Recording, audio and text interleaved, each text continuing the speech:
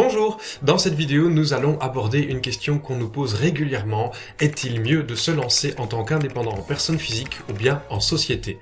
Eh bien je suis désolé de vous décevoir, mais il n'y a aucune réponse tranchée et directe à vous donner, tellement les paramètres à prendre en compte sont multiples. Du coup, je vous propose de passer en revue les principaux arguments à vous lancer en tant qu'indépendant en personne physique ou en société, afin que vous puissiez éclairer davantage votre propre situation. À la fin de cette vidéo, je vous parlerai d'une offre spéciale qui vous permet d'avoir accès à un bon comptable à moindre prix afin de réaliser votre business plan et de vous guider finalement vers l'entreprise en personne physique ou bien en société.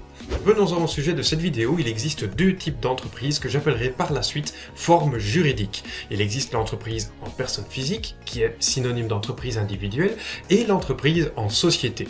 Si vous vous lancez en tant qu'indépendant en personne physique, vous offrirez directement vos services à d'autres personnes physiques ou à d'autres sociétés que je représente sur ce dessin par une boîte.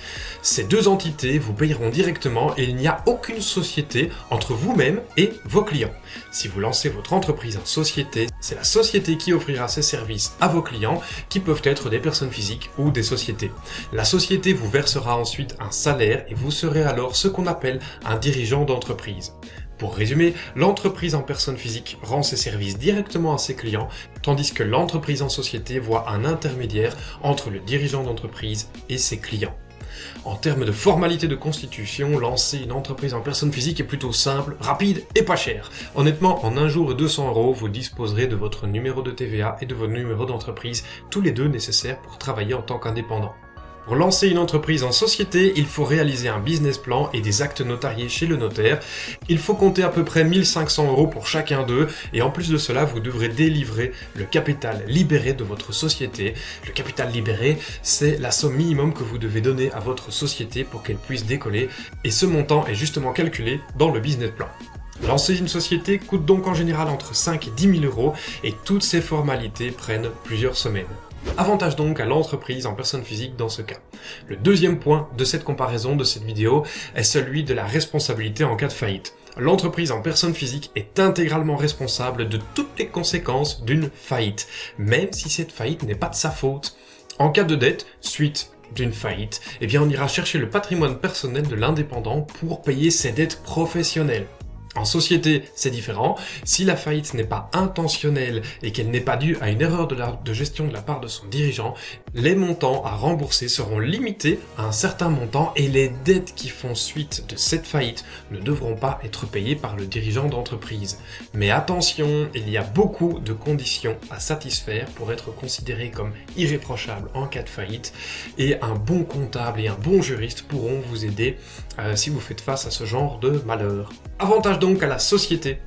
Alors notre but chez indépendant.tv est de vous donner un tas de conseils utiles pour éviter entre autres la faillite. Je vous invite donc à liker cette vidéo et à vous abonner à la chaîne pour recevoir toutes nos futures vidéos. Le troisième point de comparaison consiste en la comptabilité. Elle est simple, peu chère et vous ne devez pas rédiger et publier de compte annuel si vous vous lancez en tant qu'indépendant en personne physique. Par contre, en société, cette comptabilité est plus complexe, plus chère et vous devrez rédiger et publier des comptes annuels chaque année, ce qui entraîne de l'administratif et des frais supplémentaires d'à peu près 500 € par an. Avantage dans ce cas à l'entreprise en personne physique. En termes de succession, c'est-à-dire à qui revient les affaires si l'indépendant venait à décéder, par exemple, eh bien la succession est plus compliquée dans le cadre d'une entreprise en personne physique, puisque les contrats sont directement liés à l'indépendant qui est décédé. En société, la succession est plus facile puisque le décès du dirigeant d'entreprise n'entraîne pas la disparition de la société. Et si elle est bien organisée, eh bien la succession peut facilement être réalisée entre le dirigeant d'entreprise et ses héritiers. Avantage donc à la société. Parlons maintenant de rémunération. L'indépendant en personne physique reçoit l'intégralité de ses bénéfices en tant que salaire d'indépendant. En société, les bénéfices de la société peuvent être rétribués aux dirigeants de plusieurs façons qui sont taxées de façon différente.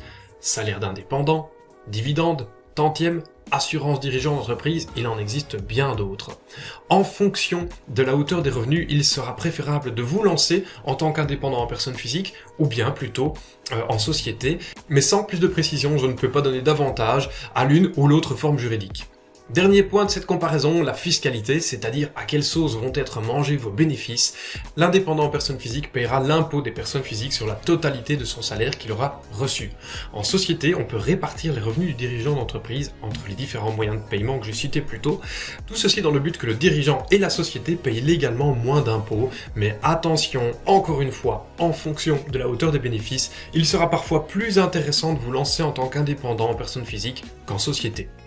Les deux formes juridiques ont donc un intérêt, mais j'ai besoin de plus de précision sur votre situation pour trancher vers l'une ou l'autre forme juridique. En conclusion, pour tout de même vous donner une tendance, je dirais qu'il est préférable de se lancer en tant qu'indépendant en personne physique si vous avez un peu d'investissement à réaliser et que vous avez peu de responsabilités à endosser. Aussi, si vos bénéfices sont inférieurs à 50 000 € par an, la forme juridique de l'indépendant en personne physique est totalement d'application.